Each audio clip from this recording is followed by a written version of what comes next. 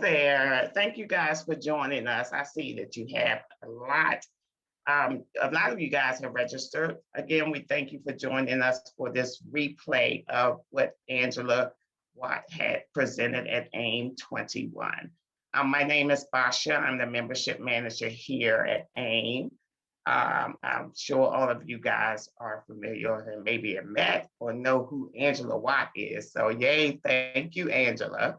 I'm going to start by reading Angela's short bio.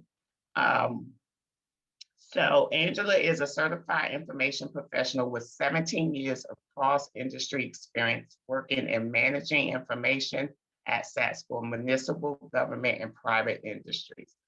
Skilled at change management and identifying knowledge gaps across the corporation, and extensive experience designing, implementing, and training staff at all levels on information governance. Angela is a graduate of the Library and Information Technology program at SAIT, I believe, SAIT, as well as a graduate of the Mount Royal Event Management program. She's a certified information professional designation with AIIM and government information governance practitioner. Thank you, Angela. All right, so this is how we're going to do this. Again, this is the replay of what Angela presented at our AIIM 21 conference. During this presentation, Angela agreed to be on here live to answer any questions that you may have. For those of you who were not able to attend the conference, this is a great replay for you. So thanks, Angela, for being here live. And Thank you. We will start. Angela also agreed to answer any questions in real time. And by that, I mean, as I replay this presentation, open up the chat and put your questions there, or we also have the Q&A widget.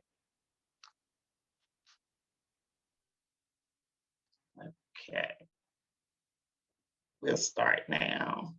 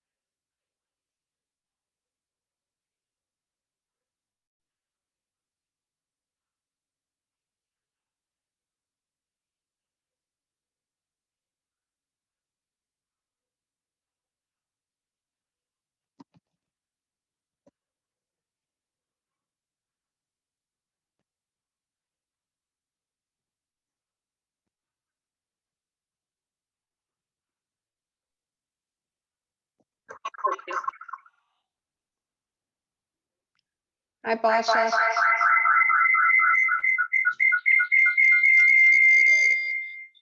Okay, we're getting a lot of feedback. I'm not sure what's going on.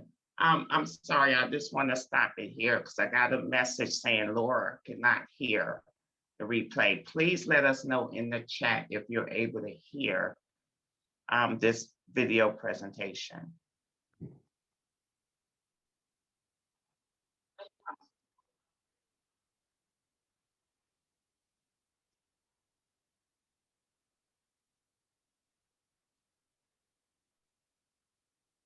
No.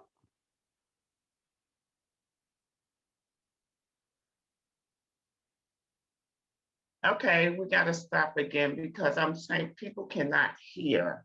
Angela, are you able to hear the presentation? Because I can. No. No, I can't hear it either. Okay.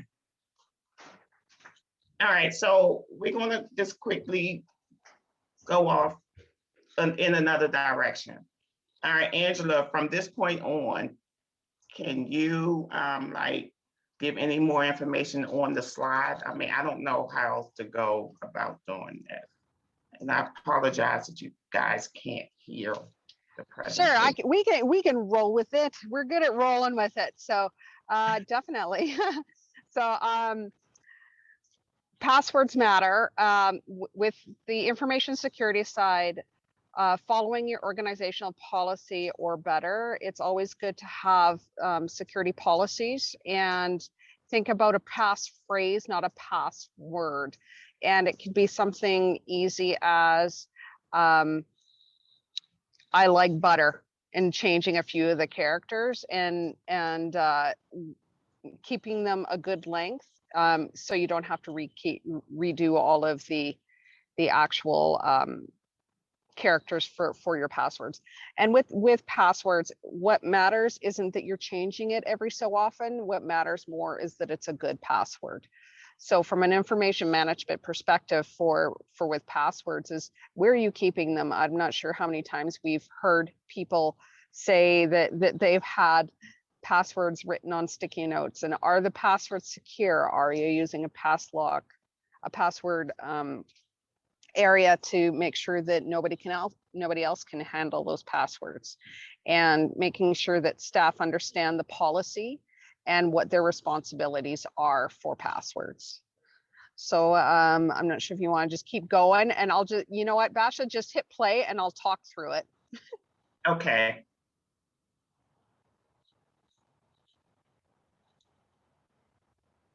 I'm going to voice over the presentation. Okay. How about that? Sure.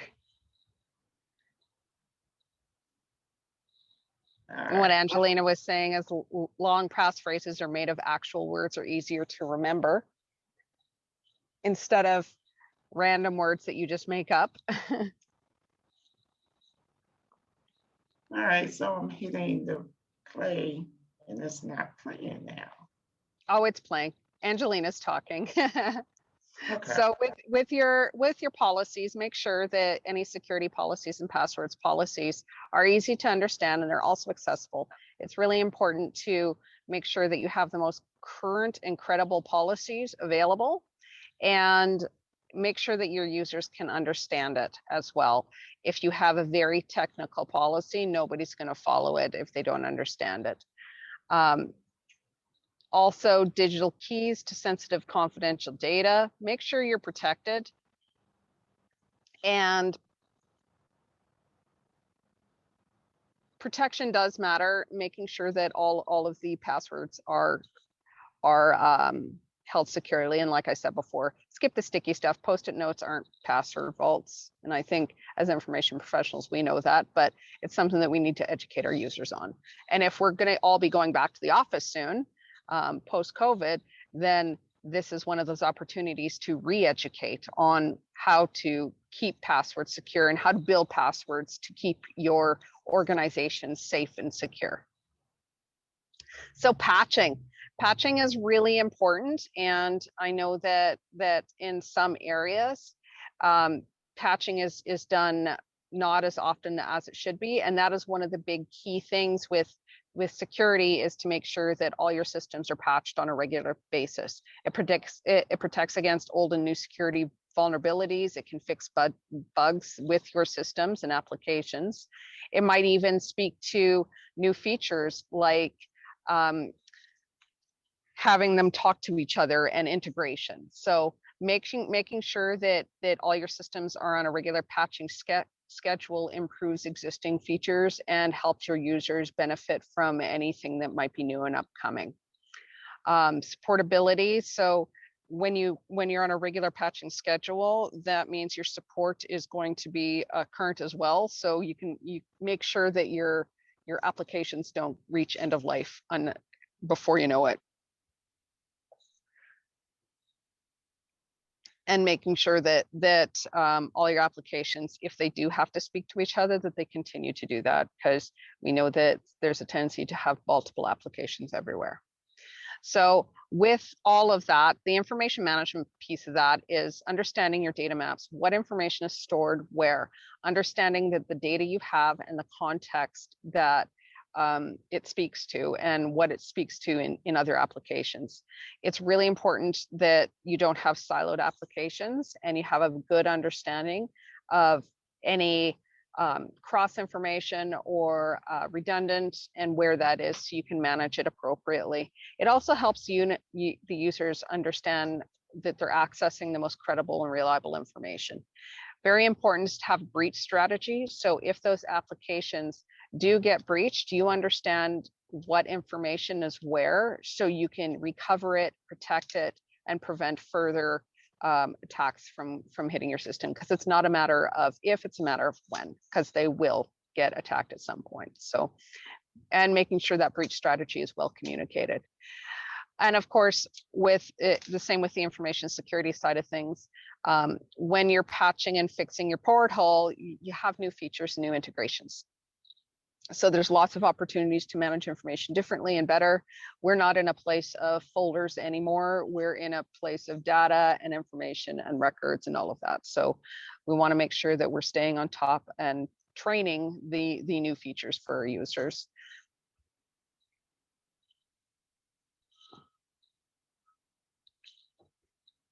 Securing the payload. So from an information security side of thing, endpoint devices are the weakest technology link in our organization networks. Things like an endpoint device is things like your phone, your laptop, your iPad, and those are the least secure. If it's mobile, it's not secure. So you want to make sure that everything is secure on that laptop, right from where are people accessing it? Are they using it in a coffee shop that somebody could look over the shoulder and see what's on the screen? Can it be stolen? Make sure that you keep things encrypted and protecting the data that's on it. So in the event that it is taken or stolen, that you can shut that endpoint device down.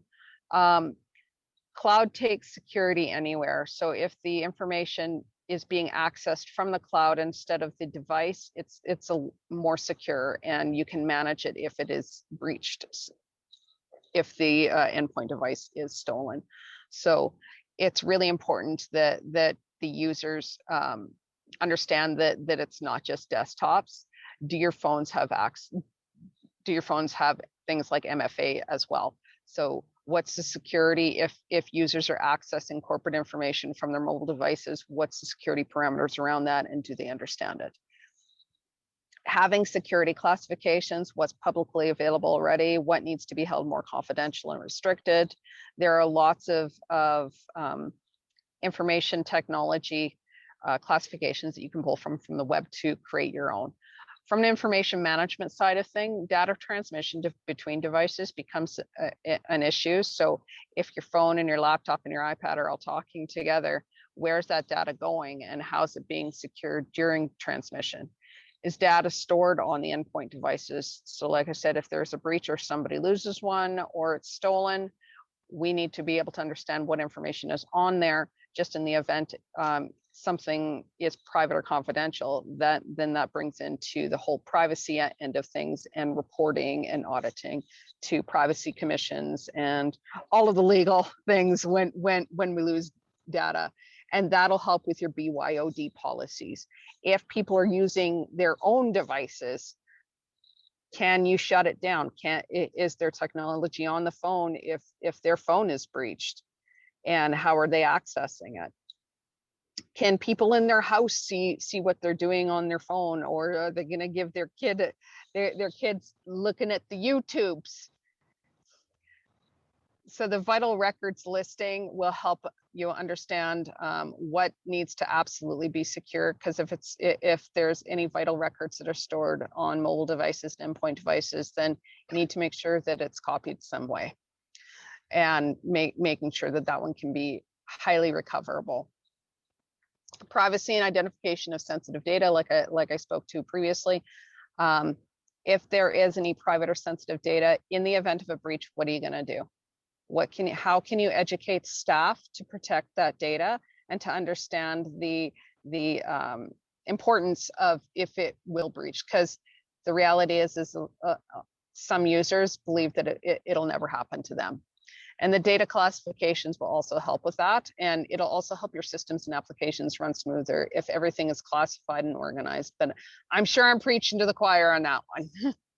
So if you have your data classifications that are matched with your security classifications, then you're in a good space, and you've built a good foundation to manage data and information, both from security and information management side of things.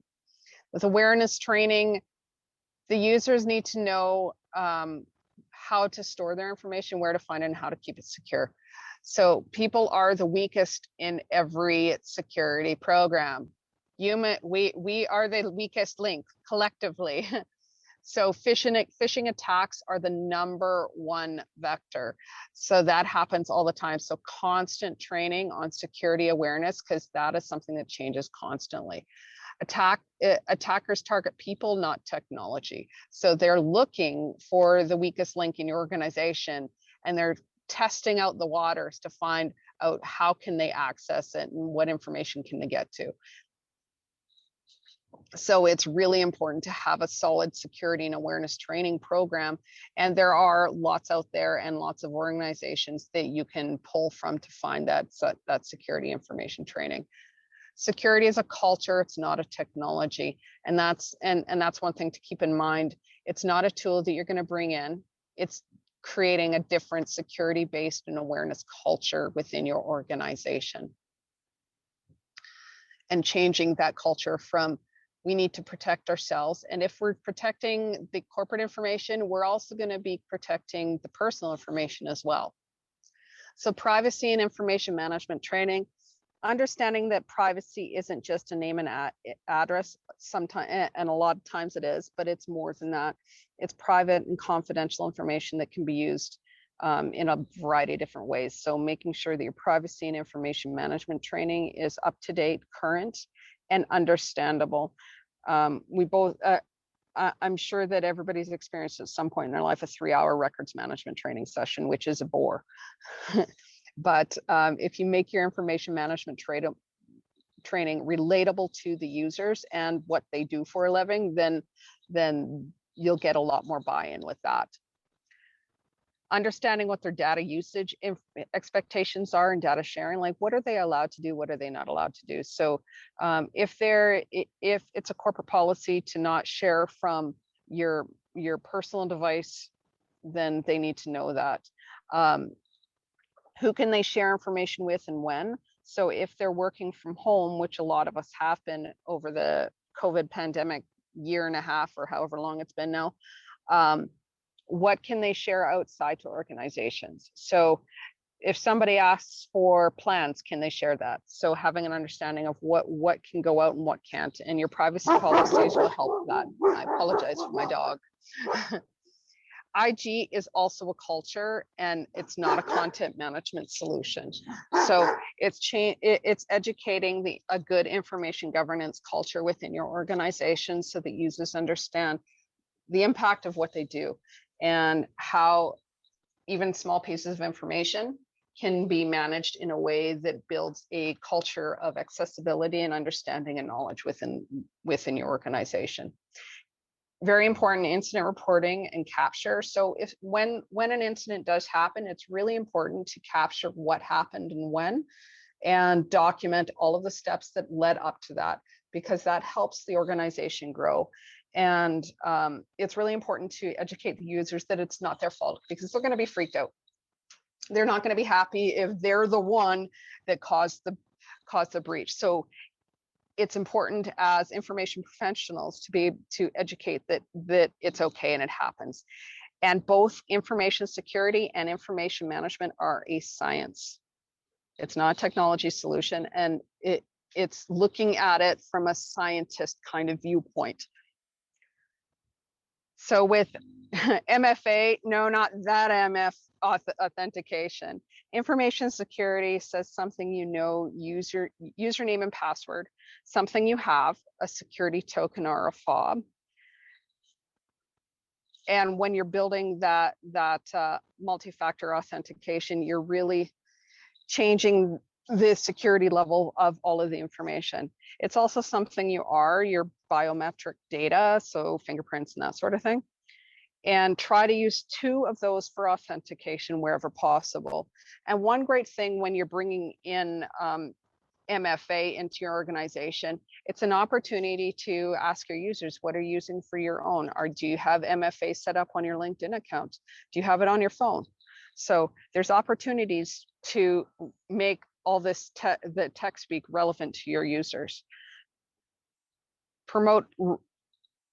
Prioritize remote access portals. So when they're accessing anything from outside the organization to within the organization, make sure that MFA is part of that, because you're putting that wall up that really says that the people that are trying to access it are supposed to be.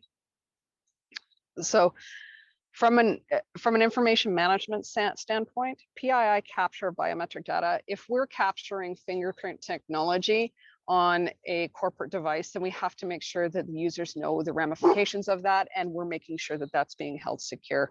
Storage of biometric and data on devices is really important because we don't want that sort of thing stolen. Also keeping in mind that there is a right to be forgotten. So when a staff member leaves an organization, we have to be able to make sure that we can remove all of that information. GDPR is allowing for all of that data to be protected in such a way that's standardized across the world, which is great. So that is definitely a factor that you have to keep in mind. And it provides a ton of standards to follow for that. And when you're looking at everything, does everything need to be MFA? So pick the hills that you want to die in. It doesn't need to be on everything. So look at those entry points from all of those endpoint devices to decide, is that a good place for MFA? Does it need to be in everything? Absolutely not. So pick the hills and use it in where it's going to be the most benefit to keep your staff and your information protected. So how did Angelina and I do this together and bringing together? We understand that security needs to know where data is, and information management tells them where it is and what's there. So we have conversations and have commonly understood data and security classifications. We work together to create them. We didn't work in silos. We understand that acronyms can mean anything to anybody. Even our wonderful CIP designation, it was on Twitter that an insurance professional said that it was insurance professional. I'm like, well, it's also information professional. So understanding that sometimes we have to educate each other and be open to be educating, and with that comes respect. So we have the same challenges, we really do. And we're both experts in our fields. We're just coming at it from different angles. And if you're highlighting that for your users, they're also understanding that. You have to learn from one another and have fun. Angelina and I won a lip sync battle together, and it really showed people just from a lip sync battle that different experts can work together for a common goal while having fun and doing silly stuff. So we're all trying to protect information assets. And I'm sure we all know this as information professionals, that information is the biggest asset to any organization. We have to support team for staff, and we are culture builders, because with proper security governance, information management, and records management, we are going to all collectively change the culture and set all of the staff up to be future focused. and to understand the information and grow the organization, and hopefully at a slower pace. So we are IM and information security. You're going to be assimilated because you just won't see us coming.